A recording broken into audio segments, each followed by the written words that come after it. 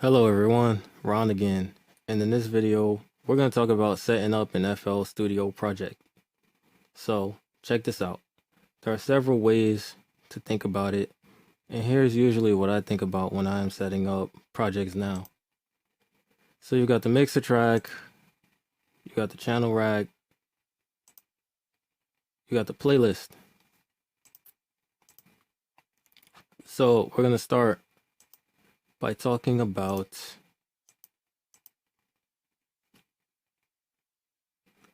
the playlist first.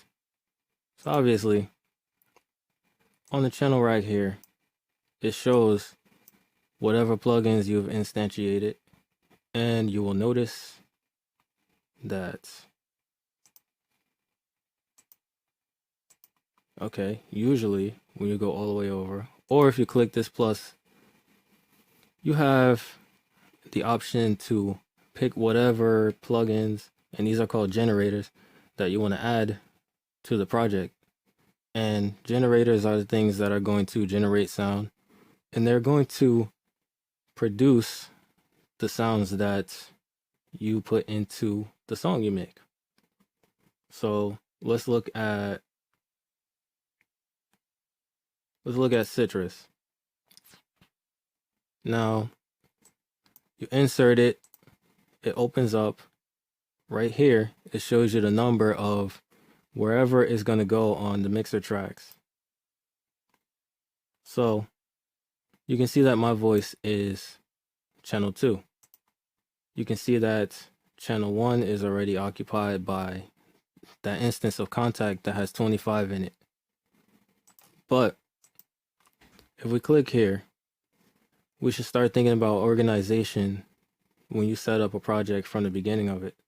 So notice that this one is already on track 1, but when I loaded this one, it loaded onto the master bus, and you can tell this by the fact that it has no number next to it. But you don't want that, because you want everything to be separated so you can affect sounds individually. So what I can do is I can go to assign to new instrument track. I can highlight it right here, and I can hold Control and press L, and that assigns it to a free track. But it's better to assign it to an instrument track for this reason. If you look at the playlist, you see the instance of contact is already here. So it will be affected everywhere where you make a change. So I change the color. It's going to change it here, and it's going to change it here, and it's going to change it here. So that's the benefit of that. Whereas if I look at Citrus and I change the color of Citrus, make it blue, that change is not reflected in the mixer channel, and it doesn't exist in the playlist yet. So if I assign this to a new instrument track, notice that it changes to blue and it's added to the playlist, so that if I make a pattern, and let's say I copy, change the name of the pattern, misclick, change the name of the pattern, make it Citrus, and then I insert it. Now this is the Citrus pattern. So that's useful for subdividing the different elements of your arrangement, including audio tracks, because you could go here and you have routing, there's track mode, it's unassigned, but you can make it an audio track or an instrument track. And that's extremely useful. Now, the better way to do this would be the normal way that I would, in that, let's see. Okay, well, there's a malfunction, but ordinarily it will open up over here, and you will have the plugin picker that is to the left. And so you could choose whatever plugin you wanted, sort of like this, and you could drag them and drop them right here. But for some reason it's not coming up right now. Maybe there's a bug. Anyhow, let's continue onward. So I will do this way. And let's say we use one of my favorite synthesizers, which is mini synth. I feel like it's overlooked, but I like it. If I hold down Alt and press C, this will copy it. So you'll see mini synth number 2. Now let's say that I have 4 instances of mini synth, and I assign each of them to a track like this. Now at some point, let's pretend that Citrus is doing something different. So you want to assign them in terms of the type of instrument that it is, right? Let's say that Citrus is going to be a bell sound, and you want all of those sounds to be alike. Let's pretend that Contact has a drum sound in it, or it's a drum set.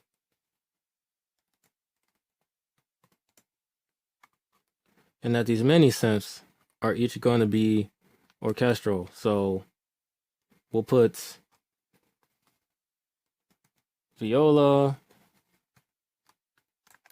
violin, cello, and bass.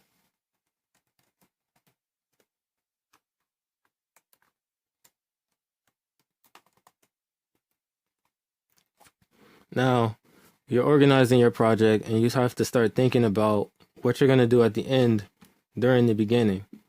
So now all of these things they're here and they all match in this way. But let's say if I didn't copy it, maybe this one might have loaded and it could be a different color. Usually it would be black if it's set to default. And let's say this one is some color like green. And then you look at this and it's hard to tell what is what because everything is not color coded the way it should be. So if you go here, the advantage of having instrument tracks and or audio tracks is that you can group them. When you right click and press G on the keyboard, it's going to group it with the track above.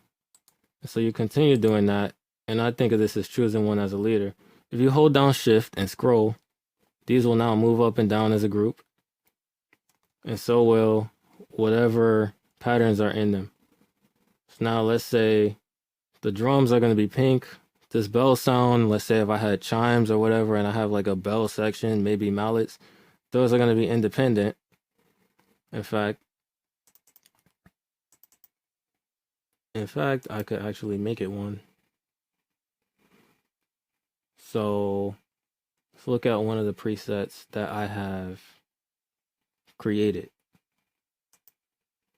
And in this video, I'm not going to play the sounds because I did not actually normalize this project to not clip on YouTube and I don't want it to be too loud. But just for the sake of argument, we've now actually got a bell sound. You see how it changed to black?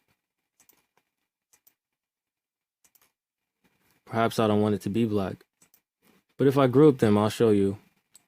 So we go here, auto color the group, and they all change to be the same color. Maybe I don't like this color. So middle click, right? That's when you press down on the scroll wheel on the mouse.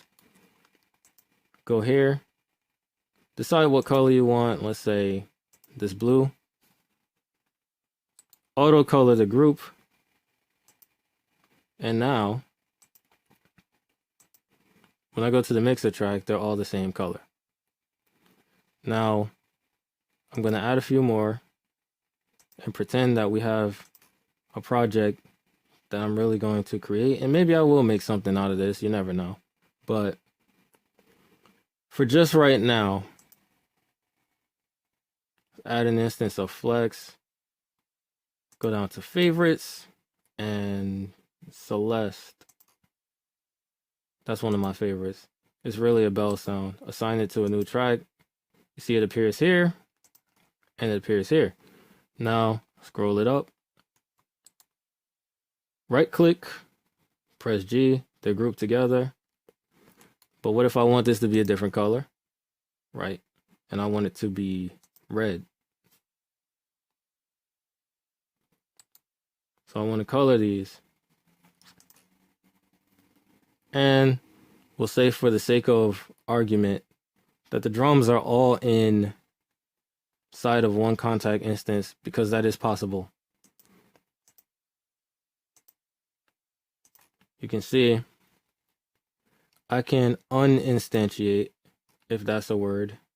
I can uninstantiate the example of 25 that I have. And I can add a full drum set like 90s drummer or 60s, 50s drummer. You see, it plays everything. So the different keys represent different parts of the drum set. And you can route these so that each drum will go out to a different mixer track, and that is beneficial. So then we will have something like this is a contact instance, but it'll do this track +1, +2, +3, +4, and so on, and it will route the instruments to different tracks. So the way I would handle this is to move this over. And remember, we're thinking about organization. So right click, separate it. And now look here, you have track 1, which is my voice. 2, which is a bell sound. 3 through 6 are the orchestral proxies. And this is another bell sound. Then you have drums. So it would make no sense and be confusing if this first one was in front of these. And you have a kick drum that's in channel 2, and then it's +1, so the snare drum is here. Because then the bell and the snare would be playing through the same thing, and they will have the same processing. So this is the importance of this, routing tracks to a specific destination where they would work. So now you want to sort these things into groups. When they're color coded, if they were all the same color, you would look on these and you wouldn't know which was which, or it would be harder to tell. But when you assign them to instrument tracks like this, they share the name, because you can see I didn't change this to Lovely Bell. I changed the preset when I opened Citrus, and it changed the name here. And so did Flex, because it instantiates as Flex. Right, so check this out. Let's say I open another example of Flex, and I go to like Essential Guitars, and I choose this one here, or that one, because they both sound good. Notice it was Flex first, and now it's Ace Nylon. Assign it to a new track, changes the name of the track, changes it here too. Now everything is organized, and let's say, just for the sake of example, I'm going to put it in this, and it turns red because of auto color group. It's to be noted that it doesn't always do that. Sometimes it gets weird and finicky, but today it's behaving. So it changed the color, and now I don't have to seek to figure out where this is actually at. Now keep in mind that when you do this, it's going to put it on the next available slot. So that's why my voice has not been overtaken, because there are plugins on it. But if there were not, then it would start on track 1. So what I would do is possibly I would move the drum section really far away, because it would look something like this, right? You're going to have maybe 6 or 7 instruments total in any instance of like drums. So I will have them just named whatever they're named, and they will be named automatically, but sequestered as a group like this. And this will be that section. So you separate it from the others because you don't want to confuse yourself. Now you want to be looking, say if I have a bell section when I'm writing something, right? There's bells, and when I look on this playlist, they're all together. My eye knows to look for red, that's a section. I look for blue, that's a section. I look for drums, they're all together. Even if there's only one pattern, I know that they're going to be divided here because of the way I route them in contact, which is an advanced concept, more so than this. So what I'm going to do is organize this. And actually, if I was doing it, I feel like I would put the bells in front because that's just cool. And then I'm going to go here. You're going to notice these are all out of order the same way. And I'm going to go sort by track number. You could also do it by color, but I usually do it by track number because that's what I like. So now everything is in line, and I can look here. I say this is the first one. When I go here, it's going to be the first one. It's the same for this. Celeste is the second one. When I go here, it's going to be the second one. And there's little things like this that cause you to save time because you're not searching around to the point that you forget what you were about to do. Now the next thing is this.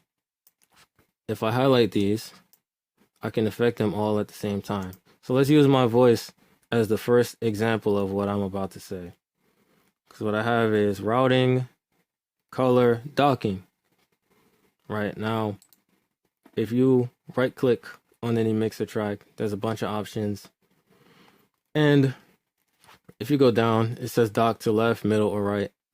So that controls the orientation of the track. When you think of like right mid spacing and like left spacing in a Word document, for example, so if I click right, it'll just stay on the right side and it won't be mixed with these. And then it's sort of like its own thing.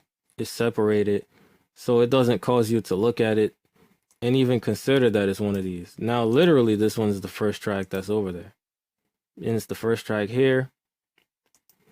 This is not something that if I'm writing music that I had to consider that the audio might be in one of these places. And it streamlines the work process. So now we're going to look at the next thing when you consider buses, because this plays into that same idea. What I normally do is go here, pick some number of tracks that are directly at the end, and dock them all to the right. And what color they are and what their names are, it depends on what I'm going to use them for. So I'll take these, highlight all of them, go over to this little arrow, and this is the arrow where you have the option to route to this track. If you right click, route to this track only, sidechain to this track only.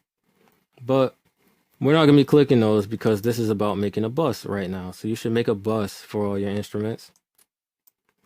Now, if you click this, if you hold down Control and you click it, then it will route all of them to only this track automatically. If you hold Shift and left click, you can see it sidechains. So the info goes, but there's no volume. Now, if I hold Control and click it again, then it's going to be 100% volume. And you can see that in the top corner, the top left, right underneath my name. So if we look here, you got that, and that. Because there are times when you want to compress all of the instruments. And actually, I routed them to the wrong one because that's my voice. So that's an example of what I mean. So I should color my voice differently. Right? Like some bright color that stands out like that. Type my voice.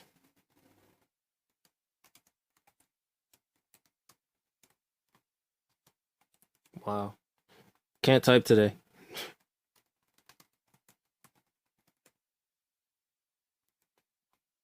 So now that one is more obvious. So I'm going to take these. All three of them are routed to this track now. And I would put like bell bus.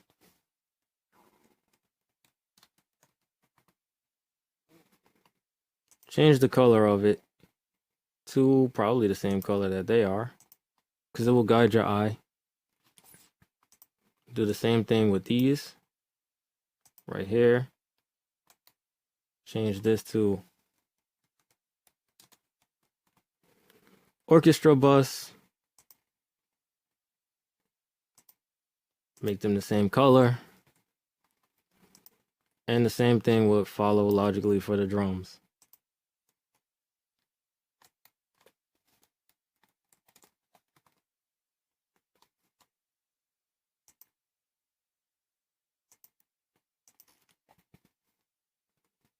This is not a hard, fast rule that these should be the same color, because there's a lot of times where I make them a different color on purpose. Normally I use this teal kind of color for, or I guess maybe it's cerulean. It looks cerulean to me. But I use that to signify delay. Normally reverb is dark blue. So reverb.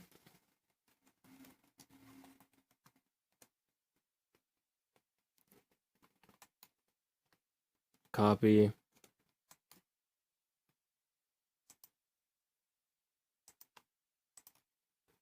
Second reverb would be some different one. Like this is going to be a far one. This one's going to be a close one. If I add a third one, it's going to be in the middle.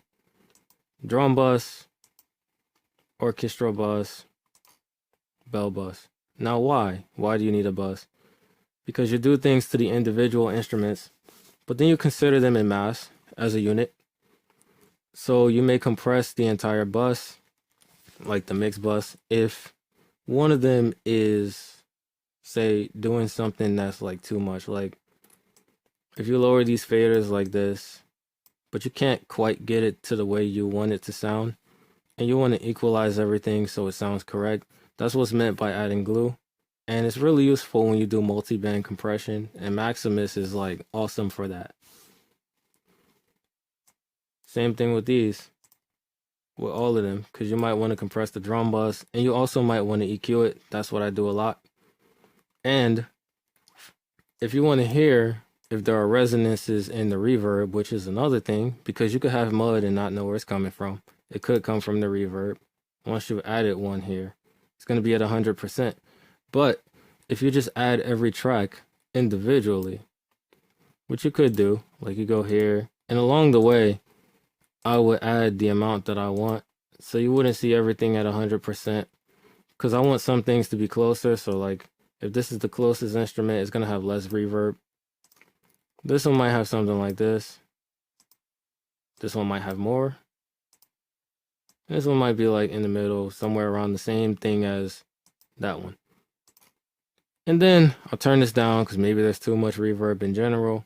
I'll compress the reverb and EQ it for resonances. But if I just add every track like this, then when I turn these tracks off, the reverb is going to disappear too because there's no more sound being generated. But if I separate the dry signal so that it's going here, and the reverb signal is going here, then when I turn off this, and say these turned on, I can turn that off and hear the reverb by itself. So that's why you would do this, because then it's easier to detect resonances, because it's harder to hear if there's resonances in the reverb while the dry sound is playing too.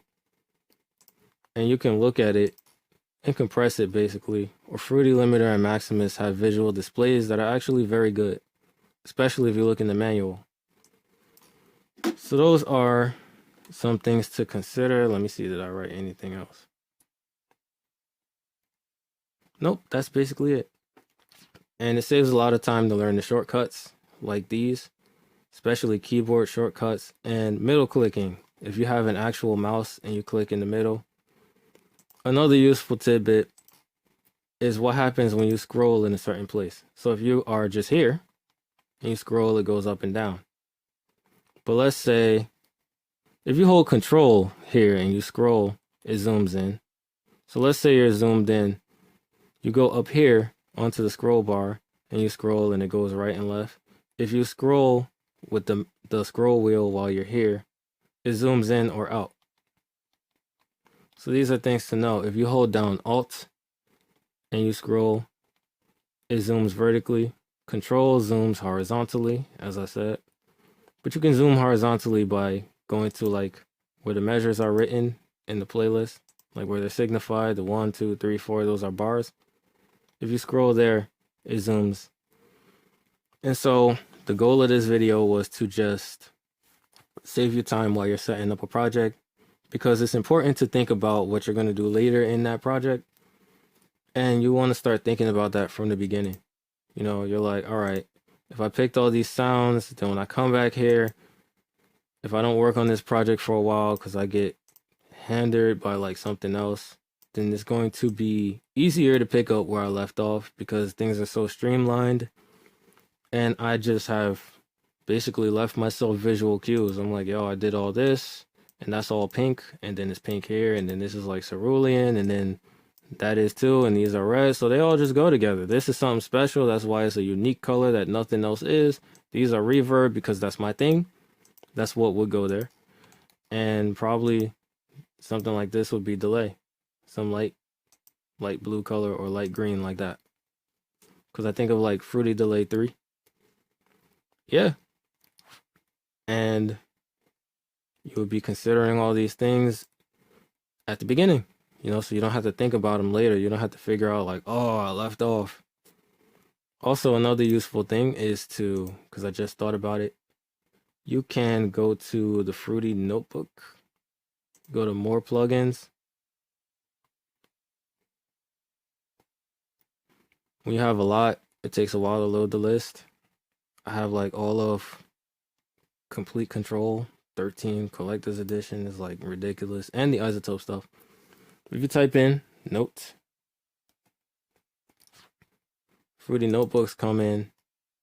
So you can put it on the master bus. You can automate it so that it will change words in case you want to make a video or something like that. You can write notes about what you're going to do to the track. I do this by hand a lot of the time, or I just remember, because you don't have to use a notebook.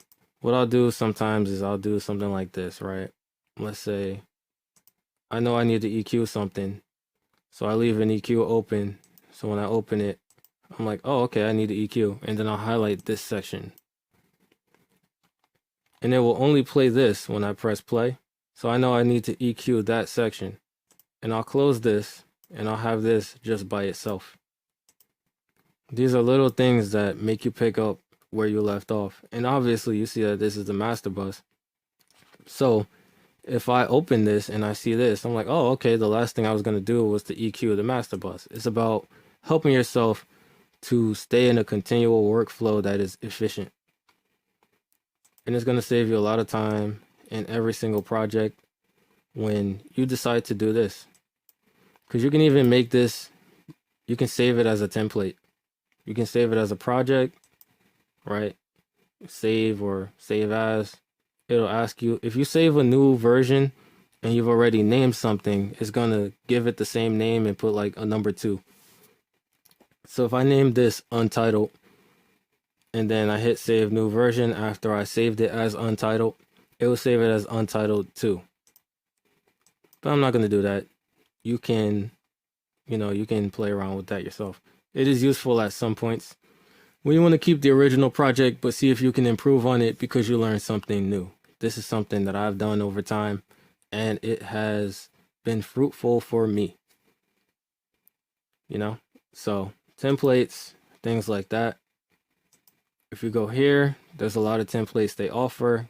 The default for me is empty because then FL Studio loads the fastest. This one is called Live Stream that I'm affecting right now.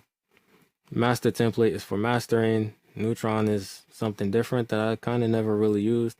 And like standard beginning and all of these are just things for a specific purpose, kind of like that. Like standard beginning has a whole bunch of stuff like this instantiated already. Like the synthesizers that I use the most, they would just load and they will already be here. And I think there's reverb too. So I don't have to add all of those things. Because obviously I took this whole video to do organization. And you may not want to do that every time. But if you take the standpoint that each song is different and you don't know what you're going to do yet, and you're just trying to start something, maybe you have a drum idea, you just want to like record it, then that's when you do something like this. Or you have an empty template, like the master template is empty. It just has a bunch of mid side channels and parametric EQs and things. And there's a section like this that is docked to the right so that it is the entire track summed, the side and the mono put back together. Now the next thing is going to be CPU usage. As you can see, the CPU meter up here, and from what I understand, there's something special about the way that it calculates, but I'm not going to get into that because I forgot exactly what it is versus how you would think of like regular CPU usage. It was something really strange. This is like image line is very unique with the way they think about things, and the CPU meter is no exception. But I cannot explain it to you because I didn't fully understand it myself. And I only found one video that ever spoke about it. But if I watch that video again, then maybe I'll talk about it in the future. It was interesting. So basically, if you have this hit 100%, it's going to cause artifacts in the audio. And there is such a thing as a safe buffer overload. so that the computer won't crash or whatever happens, like it'll freeze, I guess. And it will allow it to overload in such a way that it won't do that. But the place where you control those things is going to be in project general settings. So if we go over these, this is where you have MIDI, right? So if you have a keyboard or some other MIDI device, you connect it here and then you enable it here. My keyboard is turned off, so it's not actually populating. Then you got audio. This is the first one.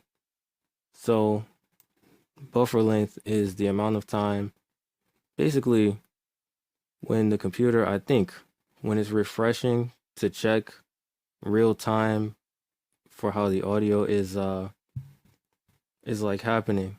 So let's say this is like 47 milliseconds, right? And the easiest way to understand this, the way I do, is when you have a shorter buffer time, the computer is more aware of changes at a faster pace. So if I have this buffer time, maximum you can have, it's going to take a longer time before the computer discerns that I made some type of external change. But the most obvious one is when you press a keyboard. And when there's a shorter time, the computer is checking more often. And that means that it is going to have to use more CPU for that purpose. Because it's like having to think over and over again. So you'll notice, if you look here, I don't know if this is going to do one of those buffer overloads I was talking about, but if you switch the buffer length to be a lot shorter, 56, and my battery is running low, that's funny. So if I close that, then this will start to be higher in CPU usage. If I go back to it and I switch it back to a longer buffer time, you'll notice that it's not going to go higher quite as frequently. And to be honest with you, it's behaving now because it went way higher than that before. It went to like 50 and 60 and it stayed there. But that's one way if your project is overloading with CPU usage. Here, and it is in audio settings, and increase the buffer length, and then you should have more CPU power. The next way is when you go to project, time-based, PPC, and I honestly forgot what this stands for, but I can explain it to you. Basically, when you zoom in, there is a certain amount that you can zoom in, and you can see the fidelity of a waveform. So I don't know, hold on. Let's go to packs, drums, kicks.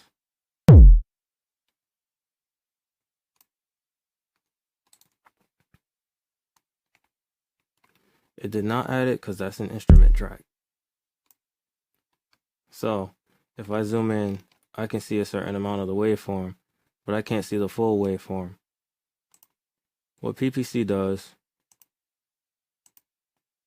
is it increases the amount that you're able to zoom in and get more fidelity out of what you see. And the higher you go, the more it's going to be able to zoom. But look at how the CPU jumped. So you might consider that you don't need to zoom in this much. See how high it goes?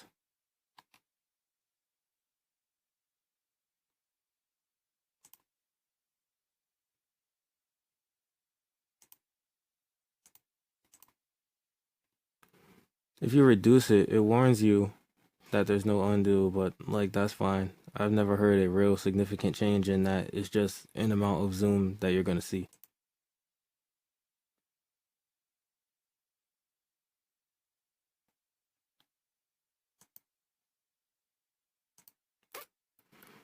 Cool, so it's live.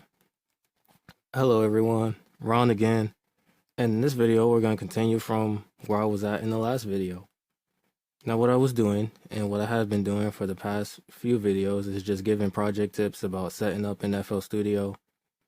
Different simple things that you can do at the beginning of a project to like make your workflow better. So I was talking about macros, but given what happened, I have a few more. So one of them is to actually charge your computer. During the last live stream, I was like, well, my computer is dying. The notification came up on the screen and I dismissed it, and then it died during the live stream, so I wasn't able to finish. Now that wound up working out for me creatively while I was designing a thumbnail, but it wasn't intended. It was just kind of funny. So charge your computer, right? Make sure it doesn't die in the middle of the project. And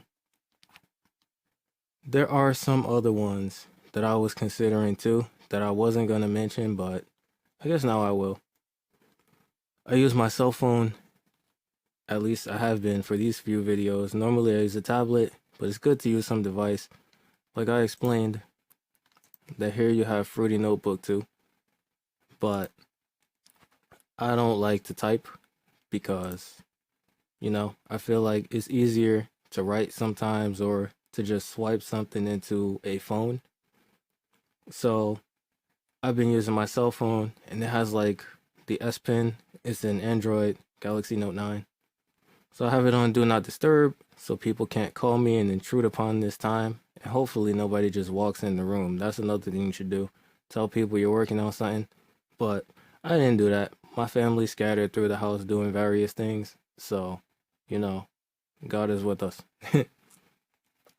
And so that is like 2 tips in one. Use a device to keep track of your ideas rather than just Fruity Notebook. Like, you should understand that you have options, right? It's a good thing to know all the stuff that's at your disposal, which is something that we'll get into later. The other thing in this case that I decided to talk about is to like pray for inspiration, because I pray a lot. I pray every time I'm doing a video right beforehand that I can do it correctly and effectively in the name of Jesus. So you might have heard from watching the other videos, me reading Psalm 23, and I try to do what the Bible says, so no shame. So those are the extra tips. And I covered a lot of the stuff that I wanted to say, but there is about maybe half of it that I had written already that I didn't do, so we're going to get into that. So I watched the live stream, the end of it, when I was listing it again, because they become unlisted automatically. And where I was at was, I said if you hit Control E, hold down Control, press E, on the mixer tracks, it will place an Edison there. And I was talking about macros and how they save you CPU. So in tools, you have macros, you have all these things, right? And the one that I was going to demonstrate was, where is it? Okay, remove all Edison instances. Now, because Edison is something that is in the RAM, it is always active. RAM is like short-term memory, right? So you could consider that to be the things the computer is thinking right now. And so that's going to increase the usage of CPU, especially because it has to store something there. And you could save it and it will be part of the hard drive later, like the permanent memory, which would be like long-term memory for us. So if you have all these instances because you've been recording, like say if I was recording here and I put another Edison and then I wanted it to do multiple tracks and I want them on different channels and stuff like that, background vocals, then they're going to take up extra CPU because they're acting on the RAM. So a macro example is remove all Edisons. And I ask you, are you sure you want to remove them? There's no undo. And like, that's fine because, I mean, usually it's not going to be something that's like a permanent change. In my experience, like you're going to do that and you're going to press this button right here and you're going to drop it to the playlist. So it's not going to matter. So yes, you see it disappears. I go back to track 10, there's no Edison there. That'll take all of them out all at once. Another one that I use a lot is, well, I would if I was putting audio clips on the playlist. Like let's say, I zoom in here, I put audio all around, and then I'm like, yeah, I have a lot of it. Like let's pretend you see I have this attack kick, but it's not actually anywhere on the playlist. So I guess we don't have to pretend. So this macro is going to remove it because it's not being used. See how it disappears? Oh, hold on. That means it, okay, no, it is being used. So if I delete it, and I'm like, yeah, I don't like that, because I did use that in the last video. I was wondering why I didn't see it, but, you know, slow moments. Ha. Anyway, so if I delete it, and I'm like, nah, that sounds crazy. It's ugly, disgusting, I hate it. And, nah, I wouldn't actually say all that. You know, you got to appreciate what you're creating. But purge unused audio clips, they're taking up RAM too. And you don't need them here if they're not being used. So, see, now it disappears. There's still an audio group, but there's no unused audio. So that's going to save you RAM. And this is what the macros are intended to do. The one I probably use the most is, where is it? Switch Smart Disable for all plugins. So what it does is it turns off the plugins that are not doing anything, but they're instantiated, and it'll save you CPU. Now I have a bunch of stuff loaded that's not really going to inflate my CPU because there is the video, which you can see me here, and that's taking up a portion of it, so I cannot dedicate all of it to FL Studio the way I might if I was not live streaming. But with that being said, you know, this is still something to be considered, because if you're just sitting there and you're thinking about something, working on something particular, you may have some of those that are like heavy hitters, and they really make the RAM and the CPU usage spike. Anything that is editing in real time, like think about something like maybe a lot of plugins from Isotope can potentially do it. Like Music Rebalance is one that is heavy. And I guess I have some of them here I can show you.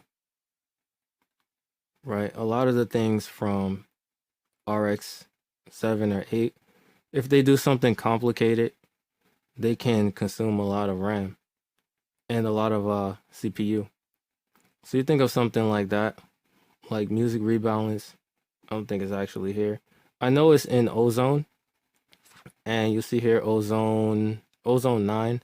Ozone 9 is an example, because it has to do a lot of powerful processing to actually do all the stuff that it's doing. It uses algorithms. So if you use the Ozone 9 maximizer, for example, it is using an algorithm that's pre-programmed to do a certain thing. Versus if you use something like Maximus, then you sort of create that yourself.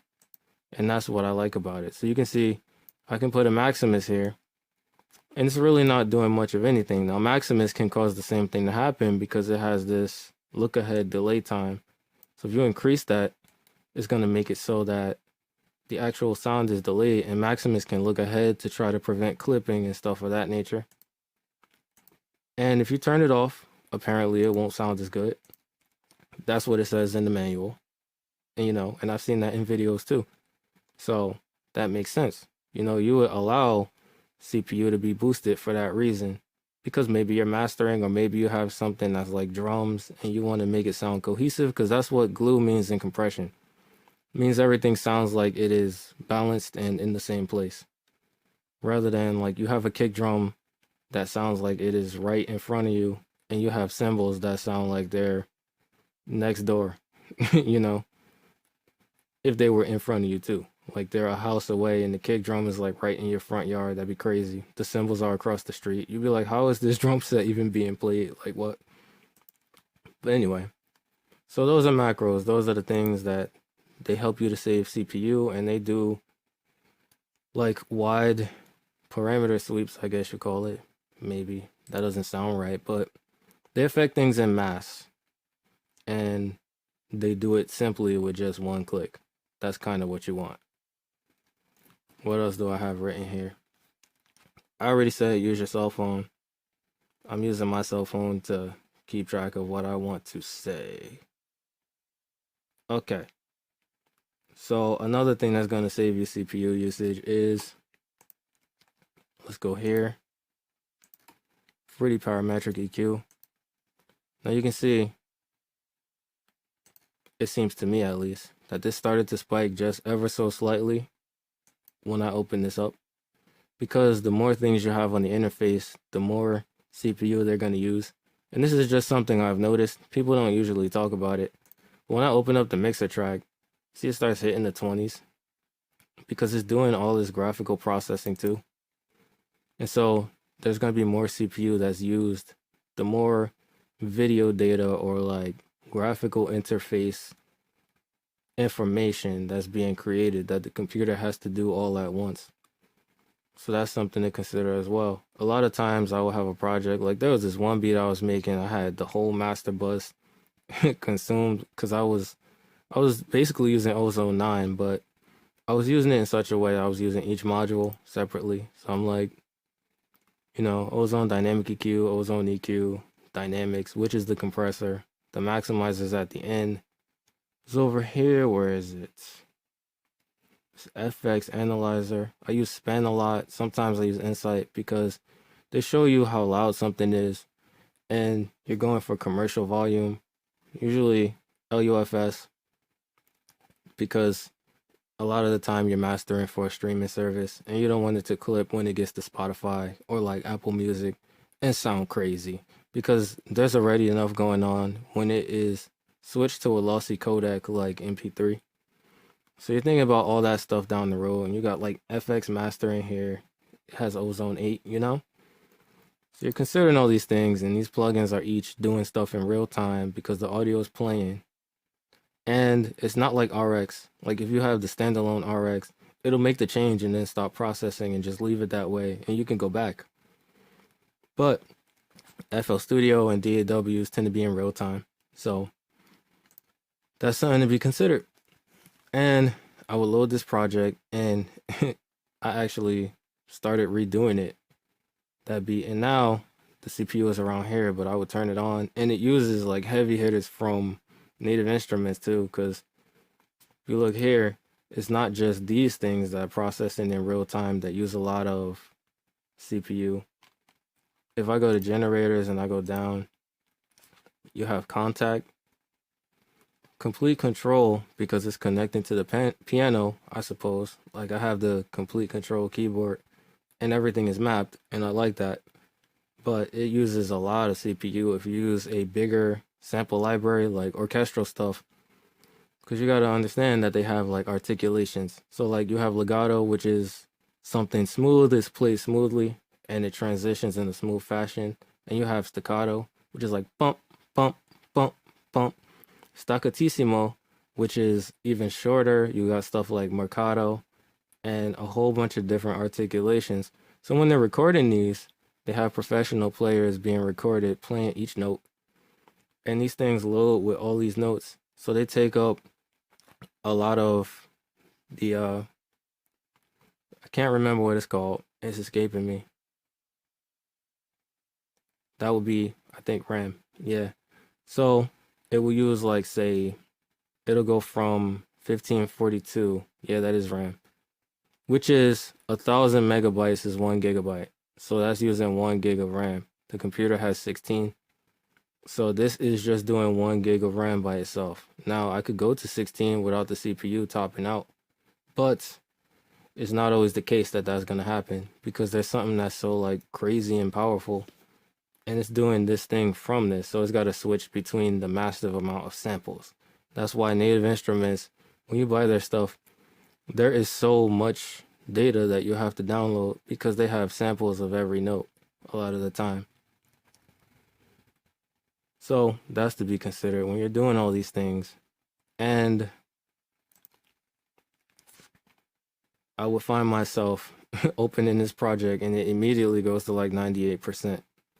And so if I open the mixer bus, it will start to just hit 100 and it would become red. And then there would be artifacts when I'm listening to it. So I had to close this, close everything else, close tonal balance control, and I would just have to play it like that. So I took all the plugins off and resolved myself to use more than one project while doing this. I basically started over because I was like, this isn't going to work. How am I going to add more to it? I can't write anymore. It's not even finished and it's doing all that. But that's why, like I said previously in the reverb video, you should consider doing some things that you do to the project later on. And maybe just set it up at first. So that's for me too. And that is a big consideration to understand how your plugins work. Toward which, that is one of the other things I would suggest. Learn how the plugins work. So that's what I was saying earlier that we're going to come back to. Explore FL Studio and all the other things that you may like download, like third-party plugins. You have help here. Go read the instruction manual, because when you're trying to create something, you're going to make something faster based on understanding how the plugin works, rather than to sit here and try to figure out what's going on. Like, you could take spare time and have days for just sound design, which is something that I do. I have a project that is intended just for sound design, and I make the sounds and audition them and see if I like them, and then I save them as presets, and you can see them all over here. They go from the top here to like all the way down here, and they all sound different. The same thing is true with MiniSynth. And there I have a list of favorites, because you can create that in Flex, where I've gone through and just checked, like, these are the sounds I like that I'll probably use more often. So those are things to be considered. In your downtime, when you don't feel like creating music, make sounds. See if there are sounds in there that you like, that sound good, or learn more about the craft, because then you'll produce a better output in the sense of a total package more quickly. If you're watching something like this and it's getting you to think about what you're going to do down the road in your project, now you have a better workflow. So the next project you do, if you apply the wisdom that you learn from someone else who has been there and has faced the battle and overcome it, then you're going to do a lot better for yourself without having to face the same battle. So is there anything else? Oh yeah, there's one more. Along the same vein, go to the mixer tracks, go to more plugins. Wait for this to load, because if you have a lot, it takes a lot to scan all of them. See, it's loading at the bottom. And go here and check the plugins that are not just normally listed. A simple way to do that is to just type the word Fruity. Right? Or you could look at the demo projects. That's what I did.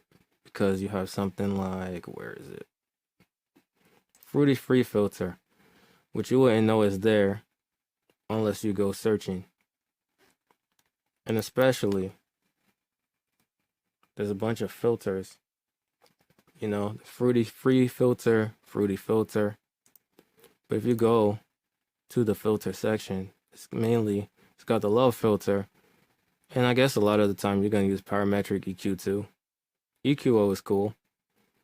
When you have reverb, you got Fruity Reverb 2, Fruity Convolver, but you can see it should be down here. Fruity Reverb, the first one, Fruity Reverb 2. And they have their uses and their applications. Examples are that Fruity Convolver, I think it works as like a linear phase EQ that you can manipulate. ImageLine has videos that talk about it in their effects videos, where they're covering all the different effects in FL Studio. You should check those out. And so you can use those things in different situations. Like, if I just want to, let's say I just want to create a high pass filter, then I could go here, go to presets. Sure, you could do that like this. Right? Where this is just a high pass filter, or even like a band pass filter. But this graphical interface is going to use more than just using like Fruity Filter. So I have presets here that I made. This is just a high pass filter. And I just turned this. There's no graphical interface at all. It takes off the low end and it has resonance. Now on the other one, you could create resonance, but then you would have to manipulate the bands individually. Because if you were doing that, that would look like this. You know, you would turn all of these off. Right, you would switch this one to being high pass, put it where you want it, and create the resonance. Then you have to switch this one to being peaking. And that's what resonance would look like. That's what it does. When you have resonance, it has a small EQ boost. So you could do that manually, but look how much longer it took compared to just doing this. Especially because I made a preset. You just increase the resonance. That's the same type of thing. So this is why you should understand the different plugins that are in the program. You should read the manual and see if things do what you think they do. Because they don't always. An example is in Citrus, you go to effects, you would think there's a send track here. So it's sending this chorus and it's separating the effect from the dry effect, or, you know, and it's adding the dry effect to the reverb. That's what you would think is happening, but that's not what's happening. You know, when I was reading it, I didn't understand exactly what was happening, but I didn't really give it too much attention because it wasn't affecting me. I was like, in that regard, I could either not use chorus, I could make a separate track that's a bus. I could apply fruity chorus, you know, because it's right here. And it's probably going to give me more control. Or I could use it and decrease the spread if that's what I'm after, because I don't want the sound to be too wide and be masking other ones. So yeah, those are the things to think about. And that is all I had for this video. Yeah, so that's cool. And if you made it to the end, or even if you tuned in live especially, then I thank you for watching. And as always, have an awesome day. Peace.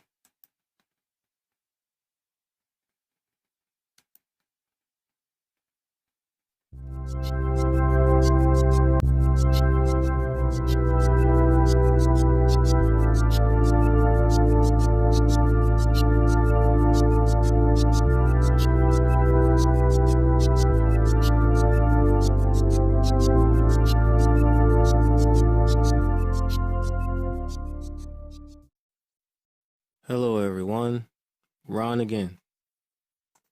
And in this video, I'm going to talk a little bit about mid-side processing. So what is mid-side processing? It's essentially when you change the way you view the two channels of the music or whatever sound so that it's not left and right, but it's the mono information and the stereo information. So you'll recall from previous videos that mono means that in the left and right channel, all the information is the same and is totally correlated.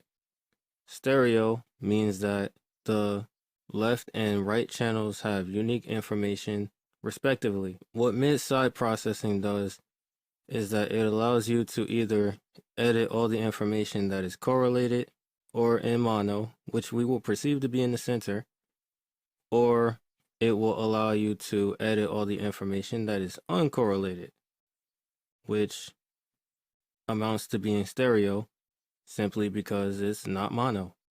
You know, it's uncorrelated, so the left and right will be unique. But it's a way that you can affect just the information that is on the sides or in the center, the mono channel, without affecting the other. So the purpose of this video is really just so you can hear what it sounds like and to show you how to set it up in FL Studio. So if you look over here, you got Fruity Stereo Shaper. And if you read the manual, it tells you that even though they tell you that this is, say, This slider makes the right channel go into the left channel. This one makes the left channel go into the right. And they're up and down, up or down for the polarity. So if this is facing upward, I believe, then it's the same polarity. And it's facing downward, so it is the opposite polarity, which makes sense given the preset that I used. These two deal with volume, so the volume of the left channel and the volume of the right channel. It's intended to be used primarily with the presets that are here. The one we're using is called A-side mid splitter. So what that means is that you place it on the channel. See, Fruity Stereo Shaper is on this channel. You sidechain it to another one, and it's going to leave the side information here, and it's going to put the mid information, the mid channel or the mono information, into the other one. So you can solo them and you can affect them individually. So why would you do this? You would do this essentially for that exact reason. You can use it for different reasons, like to create stereo width, to make sure that there is information that's enough for the song to sound good in the mono channel. In the same way you would switch it to mono, you can affect the side channel so that it will sound, the entire song that is, will sound good while it's in mono, and you can make decisions based on that.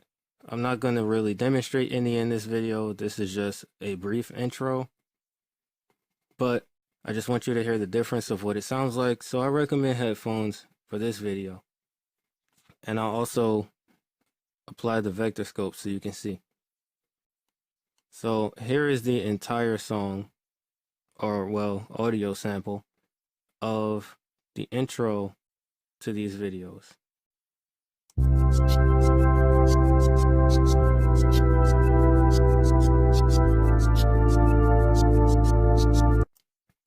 So if I mute one of the channels, you will only hear the information that remains in the other. If I mute this channel, you'll just hear this one, which is mono. And if I mute the mono channel, you'll only hear the sides. So let's listen to what that sounds like. First, I'm going to mute the sides. Everything will be in the middle. And then I'm going to bring the sides back so you can hear the entire thing. And then I'm going to mute the mono channel so you can just hear what a side channel sounds like. Here we go.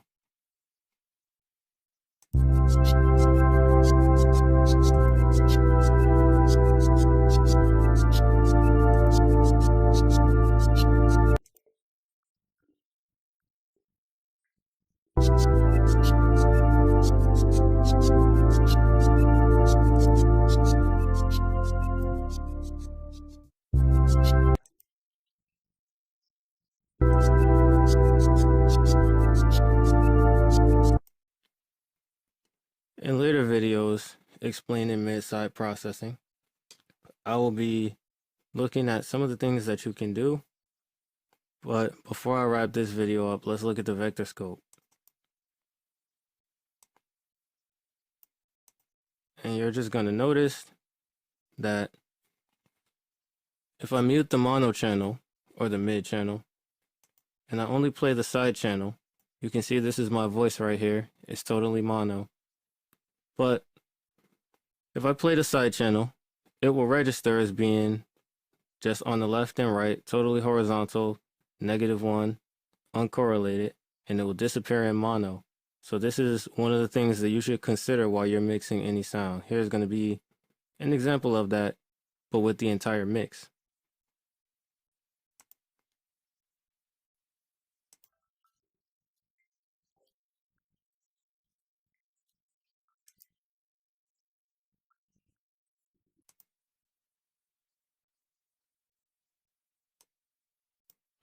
Now you can see right here, this is the EQ that's showing the side channel.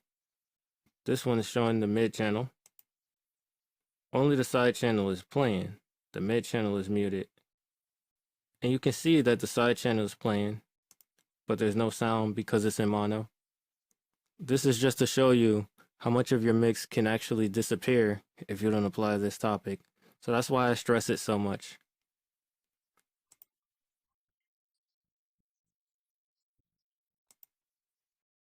You can see it returns when it's not in mono, but it's an important consideration because if your song gets played back in something that is mono, like a mono nightclub, part of it will disappear.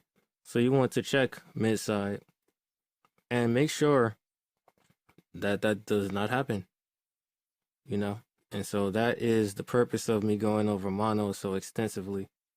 In later videos, as I said, I'll show what you can do with mid-side processing, but this is good enough for today. And this video is totally unscripted. It's just off the cuff. I had trouble deciding what I actually was going to talk about because there's so much to cover when it comes to mono. And I was like, well, what am I going to do? Time is also a factor, if I'm being honest. And so if you saw this video, this one is shorter than usual. And I thank you for watching. And as always, have an awesome day. Peace.